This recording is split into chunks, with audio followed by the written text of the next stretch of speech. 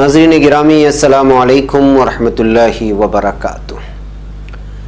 सीधी बात के ताज़ा तरीन प्राइम टाइम में आप लोगों का इस्तकबाल है। नाज़रीन मैं अंसार अजीज़ नदवी आज के मॉर्निंग प्राइम टाइम में ऐसी ख़बरें आप लोगों के सामने रखूँगा जो हंगामा खेज़ गैर ज़रूरी ख़बरों के बीच में ऐसी ख़बरें दब जाती हैं जो ख़बरें वाकई में मंजर आम पर लाना पड़ता है। इसमें से सबसे पहले 3 आरएसएस के कारकुनों को गिरफ्तार किया गया है जिन्होंने चर्च पर बम से हमला किया था। इसकी तफसीलात सुनाऊंगा। इसके अलावा उत्तर प्रदेश में एक बीजेपी रुकन असम्बली ने कांस्टेबल को जूतों से पिटाई कर दी है। मामला तो बड़ा है लेकिन न्यूज़ और ख़बरें दब जाती हैं हंगामा खेज़ी में या फिर दबाए जाने की कोशिश हो जाती है।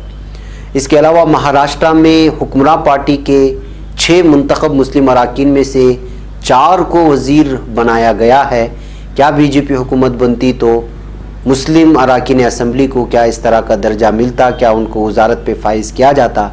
ये अहम तरीन सवाल है, ये एक खुशाइंद बात भी है।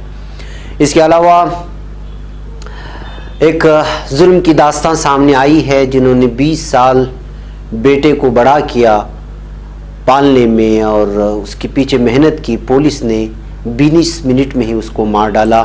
इस तरह का बयान आया है एक शहीद की वालिदैन की जानिब से, वो भी सुनाता हूँ। इसके अलावा लगता है कि जो है इस वक्त इराक़ में अमेरिका के लिए कोई ख़ास ठिकाना नहीं रहा। इराक़ में इस वक्त अमेरिका को लेकर के बहुत ज़्यादा गुस्सा पाया जा रहा है। उसके सिफारत खाने पर कल धावा बोल दिया और फायरिंग हुई।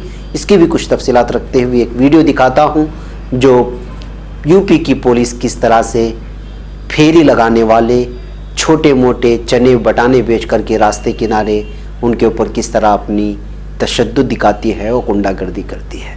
नाज़रीन उससे पहले मैं आप लोगों से दरख्वास्त कर लेता हूं कि हमारे 1 मिलियन सब्सक्राइबर्स के मिशन में आप शामिल हों।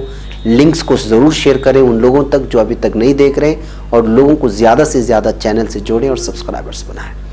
बहरकैफ नाज़रीन आइए 28 दिसंबर को जय श्री राम का नारा लगाते हुए मगरिबी बंगाल में एक चर्च पर 8 अफराद के गुंडों ने 8 अफराद मत कहें, इनको गुंडे कहें, उन्होंने हमला कर दिया था। अब उन सब के खिलाफ पुलिस में शिकायत दर्ज कराई गई थी जिनमें से 3 आरएसएस के गुंडों को गिरफ्तार कर लिया गया है।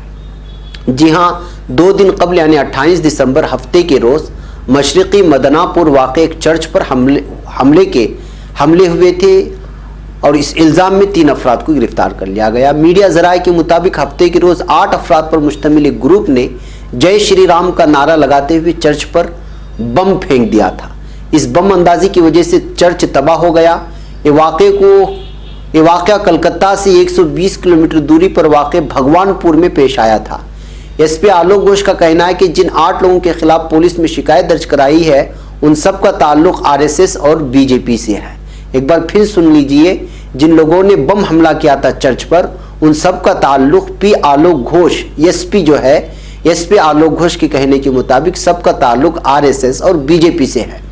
वाज़ेह है कि इससे कबल उड़ीसा, दिल्ली और मध्य प्रदेश में भी चर्च पर हमले हुए थे।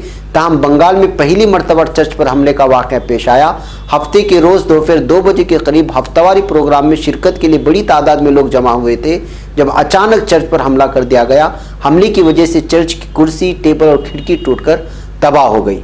इस दरमियान चर्च से मुंसलिक अहदेदारों ने इल्ज़ाम आयद किया है कि जिन शरारती अनासर ने चर्च में तोड़फोड़ की है उनका ताल्लुक बीजेपी से था। नाज़रीन अब आप खुद अंदाज़ा लगा लीजिए कि कौन गुंडे हैं और कौन इस वक्त जो है तबाह बर्बाद करने की कोशिश कर रहा है हिंदुस्तान को। इन लोगों के हाथों में बम कहाँ से आए, ये किन लोगों से ट्रेनिंग ले रहे हैं, इनके पीछे किन का हाथ है, ये सारी की सारी तफसीलात जमा करके क्या बीजेपी हुकूमत सामने लाएगी, ये सबसे बड़ा अहम सवाल है। अगर यही किसी और धर्म और मज़हब से ताल्लुक़ रखा होता तो आज मीडिया चीख रहा होता, चिल्ला रहा होता, सारी की सारी खबरें दब गई होती और मखसूस मज़हब के लोगों को पूरा मीडिया बैठ कर के इस कदर भौंक रहा होता जिसकी कोई इंतहा नहीं। इतना बड़ा मामला पेश आ गया लेकिन कोई मीडिया इस खबर को दिखाने को तैयार नहीं है। ये है वो मीडिया जो इस वक्त जो है मरकज़ी हुकूमत की गोद में बैठ कर के बोटियाँ खा रही है। अब इसको जो भी आप नाम देवे वो उसके लिए जेब ज़रूर देगा। बेंगलुरु व कर्नाटक समेत हिंदुस्तान भर में आपके जेवरात के ख़रीदो फ़रोख्त के लिए एक बाएतिमाद नाम हिंदुस्तान गोल्ड। राब्ता करें दिए गए नंबर पर। बदन दर्द, हाथ पैर दर्द के अलावा तमाम अमराज के मौजू इलाज के लिए बेंगलुरु के कलासीपाಳ್ಯ में वाक़ सिहा हेल्थ एंड हर्बल मेडिकल से रुजू करें। इस नंबर पर रब्ता किया जा सकता है 9845452891। बहरकैफ नाज़रीन, एक और खबर दबा दी गई और वो खबर है एक बीजेपी रुकने असेंबली ने कांस्टेबल को जूतों से मारा। जी हाँ, ये भी उत्तर प्रदेश का ही वाकया है। उत्तर प्रदेश वाक़े बरखेड़ा इंतखाबी हल्के से बीजेपी रुकने असेंबली किशनलाल राजपूत के खिलाफ मुबैना तौर पर एक पुलिस कांस्टेबल की जूतों से पिटाई करने का मामला सामने आया। खबरों के मुताबिक किशनलाल ने पुलिस कांस्टेबल की जूतों से पिटाई कर दी, जिसके बाद उनके खिलाफ मुकदमा दर्ज किया गया। रुकने असेंबली के साथ इनके कई हामी भी थे, जिनमें 15 की शनाख्त हो चुकी है, जबकि 35 से ज्यादा की शनाख्त फिलहाल नहीं हो पाई है। इल्जाम है कि रुकने असेंबली ने पुलिस चौकी में कांस्टेबल की पिटाई की और फिर उसके बाद उसकी सोने की चेन के साथ साथ बटवा भी छीनकर फरार हुआ। अदालती अहकाम के बाद बीजेपी रुकने असेंबली के खिलाफ मामला दर्ज किया गया। रिपोर्टों के मुताबिक कांस्टेबल मोहित गुज्जर का एक बाइक के रिफंड को लेकर झगड़ा हुआ था, जिसे उन्होंने 50,000 रुपए में खरीदी थी, लेकिन बाइक फरोख्त करने वाले राहुल के पास मुबैना तौर पर रजिस्ट्रेशन के दस्तावेजात नहीं थे और इस तरह वो बाइक को गुज्जर के नाम पर मुंतकिल करने में नाकाम रहा। इस मामले में कांस्टेबल का कहना है कि 12 सितंबर को जब उन्होंने अपने पैसे वापस मांगे तो राहुल ने उन्हें पीलीभीत मंडी समिति के गेट पर बुलाया, जहां रुकने असेंबली के भतीजे ऋषभ और राहुल के साथ कुछ और दूसरे लोग भी मौजूद थे। कांस्टेबल ने मजीद कहा कि जब मैं मौके पर पहुंचा तो उन्होंने मेरे साथ बदसलूकी की और पिटाई की, गालियां दी और जूतों से मारा। सोने की चेन छीन ली और बटवा भी छीना और मुझे बुरी तरह से जख्मी कर दिया है।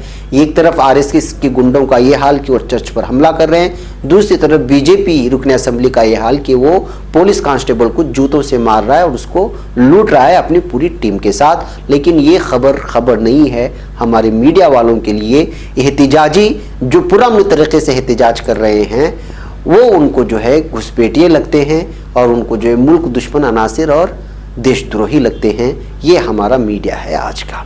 इन खबरों को क्यों नहीं दे रहा, जिसमें बीजेपी रुकने असेंबली ने कांस्टेबल को जूतों से मारा है और दूसरी तरफ जो है आरएसएस के गुंडों ने चर्च पर बम फेंका है। ये खबर क्यों नहीं दिखाया जा रहा, ये अहम तरीन सवाल है। बहरकैफ नाज़रीन, महाराष्ट्र से एक अहम तरीन खबर आई कल जो खुश करने वाली है। महाराष्ट्र बतौर रियासत 1960 में वजूद में आया था और उसके बाद से अब तक रियासती हुकूमत में बनने वाले मुस्लिम वज़रा की तादाद 64 है। इस एतबार से देखा जाए तो उद्धव ठाकरे की क़यादत में बनी कांग्रेस, एनसीपी, शिवसेना महाआघाड़ी हुकूमत में 4 मुस्लिम चेहरों का वजीर बनाया जाना खुश आइन तस्वुर किया जा रहा है। सियासी माहिरीन इस कदम को इसलिए भी बेहतर बता रहे हैं क्योंकि मुल्क में मुसलमानों के खिलाफ एक फिजा बनाने की कोशिश हो रही है और खुसूसी तौर से बीजेपी की पॉलिसी इस ताल्लुक से मुस्लिम मुखालिफ ही रही है। और वो जिस अंदाज में मुस्लिम मुखालिफ अनासिर इस वक्त मैदान में आ रहे हैं और वो भी मरकज़ी हुकूमत के ज़ेर तहत, वो हम लोगों के सामने इस वक्त ढकी छुपी बात तो नहीं है। दरअसल महाराष्ट्र में गुज़श्ता बीजेपी हुकूमत के दौरान एक भी मुस्लिम वजीर नहीं था और इसकी वजह ये थी कि उन्होंने 2014 के असम्बली इंतखाबात में मुस्लिम चेहरों को तवज्जो नहीं दी थी, इसलिए बीजेपी से कोई मुस्लिम लीडर मुंतखब ही नहीं हुआ था। लेकिन 2019 असम्बली इंतखाबात में मजमूई तौर पर 10 मुस्लिम चेहरे रुकने असेंबली बने, जिनमें से 3 का ताल्लुक कांग्रेस से, 2 का ताल्लुक एनसीपी से, 1 का ताल्लुक शिवसेना से, 2 का ताल्लुक एमआईएम यानी मजलिस इत्तेहादुल मुस्लिमीन से था और 2 का ताल्लुक समाजवादी पार्टी से है। गोया कि इस बार भी बीजेपी से कोई मुस्लिम चेहरा मुंतखब होकर नहीं आया। बहरहाल हुक्मरान इत्तेहाद यानी कांग्रेस, एनसीपी, शिवसेना पर मुश्तमिल महाआघाड़ी इत्तेहाद में कुल 6 मुस्लिम अराकीन असम्बली हैं, जिनमें से 4 को वजारत ओहदे का हलफ 30 दिसंबर को दिलाया गया। जहां तक सबसे ज़्यादा मुस्लिम चेहरों की नुमाइंदगी वाली महाराष्ट्र हुकूमत का सवाल है तो 1999 से 2003 के दरमियान विलासराव देशमुख की क़यादत वाली कांग्रेस हुकूमत में मजमूई तौर पर 7 मुस्लिम चेहरे वजीर बने थे, जिनमें से 2 को काबीना वजीर बनाया गया था। वैसे 2014 से कबल की कांग्रेस हुकूमत में भी 4 मुस्लिम चेहरों को जगह मिली थी और इस बार भी 4 मुस्लिम चेहरे मिले हुए हैं। जब कांग्रेस ने 3 में से 1 मुस्लिम रुकन असेंबली को वज़ारत ओहदा दिया है। शिवसेना के वाहिद मुस्लिम रुकन असेंबली अब्दुल सत्तार हैं, जिन्होंने वज़ारत ओहदा मिला है और उन्होंने औरंगाबाद के सलोड़ा असेंबली सीट से फतह भी हासिल की है। काबिल जिक्र ये भी है कि अब्दुल सत्तार इंतखाब से पहले कांग्रेस छोड़कर शिवसेना में शामिल हुए थे। एनसीपी की जानिब से नवाब मलिक और हसन मुशरिफ मुस्लिम अराकीन असम्बली हैं जिन्हें वज़ारत ओहदा मिला है। नवाब मलिक ने जहां चेंबूर असम्बली सीट से कामयाबी हासिल की, वहीं हसन मुशरिफ कागल असम्बली सीट से कामयाब हुए हैं। कांग्रेस पार्टी की 3 मुस्लिम अराकीन असम्बली यानी अमीन पटेल, जीशान बाबा सिद्दीकी और असलम शेख रुकनुद्दीन असम्बली में असलम शेख को वज़ारती अहदा दिया गया। वह नाज़रीन, अब हम चलते हैं इराक़ के जानिब, जहाँ पर इराक़ियों में अमरीकी सिफारत खाने पर धावा बोला है, फायरिंग कर दिया है। ईरान में तो आपको पता ही है कि वहाँ पर अभी तक अमरीकी सिफारत खाना नहीं है, जब से उसको ढाया गया है, उस पर हमला कर दिया गया है। अब लगता है कि इराक़ में भी अमरीका को बर्दाश्त नहीं किया जा रहा है। जी हाँ, इराक़ के दारुल-हुकूमत बगदाद में सैकड़ों मुश्तइल मुजाहिरीन ने अमरीकी सिफारत खाने पर धावा बोल दिया है। उन्होंने सिफारत खाने का बैरूनी आहनी दरवाज़ा तोड़ दिया और उसके इहाते में घुस गए और वहाँ से फायरिंग और सायरन बजने की आवाज़ें भी सुनी गई। इराक़ियों ने मंगल के रोज़ सिफारत खाने पर हमला अमरीकी तैयारों की इतवार को इराक़ में ईरान नवाज शिया मलेशिया कताइब हिजबुल्लाह के ठिकानों पर तबाहकुन बमबारी के बाद किया है। इसके नतीजे में 25 जंगजू हलाक और 50 से ज़्यादा जख्मी हो गए थे। इसी के जवाब में इस वक्त इराक़ियों में बहुत ज़्यादा अमरीका के ख़िलाफ़ गुस्सा पाया जा रहा है, जिसके जवाब में उन्होंने वहाँ की सिफारत खाने पर हमला और धावा बोल दिया। सिफारत खाने के बाहर इराक़ी सिक्योरिटी फोर्सेस के एहलकारों, इमारत के अंदर मौजूद अमरीकी सिक्योरिटी फोर्सेस ने कताइब हिजबुल्लाह से ताल्लुक़ रखने वाले या उसके हमदर्द मुजाहिरीन को मुंतशिर करने के लिए अश्क आवर गैस के गोले फेंके। सिफारत खाने के बाहर मौजूद मुजाहिरीन से मेगाफोन के जरिए भी मुंतशिर होने की अपील की गई थी, लेकिन उन्होंने इसको नज़रअंदाज कर दिया। उन्होंने वहाँ सिक्योरिटी चबूतरे को भी नजर आतिश कर दिया। आईनी शाहिदीन के मुताबिक मुजाहिरीन को मुंतशिर करने के लिए अश्क आवर गैस की बहुत थोड़ी मिकदार इस्तेमाल की गई है और सिक्योरिटी फोर्सेस के एहलकार जो है कई चीज़ों के ज़रिए से उनसे मुंतशिर होने का कह रहे हैं। मुश्तइल मुजाहिदीन ने सिफारत खाने की बैरूनी दीवार के साथ नस्ब सिक्योरिटी कैमरे से भी तोड़ दिए, इमारत की जानिब पथराव किया और वहाँ एहतिजाज जारी रखने के लिए खीमे गाड़ दिए हैं। मुजाहिदीन ने कताइब हिजबुल्लाह के परचम उठा रखे थे और अमरीका मुर्दाबाद के नारे लगा रहे थे। उन्होंने इमारत के अंदर पानी की बोतलें फेंकी और बैरूनी गेट के साथ वाक़ इस्तकबालिया में शीशे वाली खिड़कियों के अंदर बैठे सिक्योरिटी एहलकारों पर तान तशनी करते और उन्हें जली कटी सुनाते रहे हैं। बहकर नाज़रीन, गुज़श्ता कई दिनों से आप लोगों को मालूम है कि ईरान में भी मुजाहिरे चल रहे हैं, इराक़ में भी मुजाहिरे चल रहे हैं। अमेरिका ये नहीं चाह रहा है कि इराक़ में सुन्नी और शिया मुत्तहिद होकर के रहे।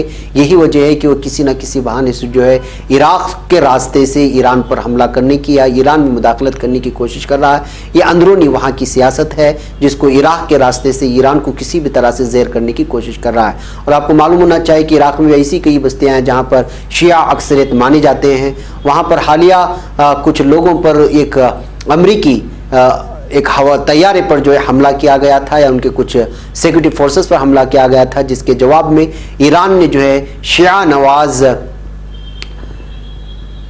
हिजबुल्लाह पर इल्ज़ाम लगाते हुए उनके ठिकानों पर जो है हमला किया, जिसमें कई लोग हलाक हुए। ये कल की बात है, तो उसी के जवाब में आज ये जो है धावा बोला गया था अमरीकी सिफारत खाने पर। लेकिन जो अंदरूनी वहाँ की सियासत है वो ये है कि अमरीका किसी न किसी रास्ते से जो है ईरान को ज़ेर करने की कोशिश करता रहता है और हमेशा इराक़ उसका अड्डा रहा है। लेकिन महसूस ये हो रहा है कि इराक़ में मौजूद लोग अमरीका के अपने नाकाम जो है नापाक मंसूबों को या उसकी साजिशों को कामयाब होने नहीं दे रहे हैं। यही वजह है कि जो है वो इस वक्त इराक़ पर जो मुकम्मल कंट्रोल पा करके पूरी तरह से जो है ईरान को ज़ेर करने की कोशिश कर रहा है, क्योंकि ये आसपास के पड़ोसी ममालिक हैं और जब आपको पड़ोसी ममालिक में कहीं ठिकाना मिल जाता है तो वहाँ से आपको साजिश करना बहुत आसान हो जाता है।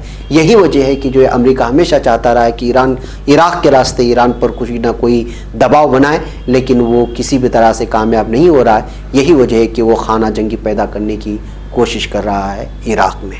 बहरकैफ नाज़रीन, आज के हमारे प्राइम टाइम में मुझे इजाज़त दें। इंशाल्लाह फिर आपसे मुलाकात होगी। अस्सलामु अलैकुम।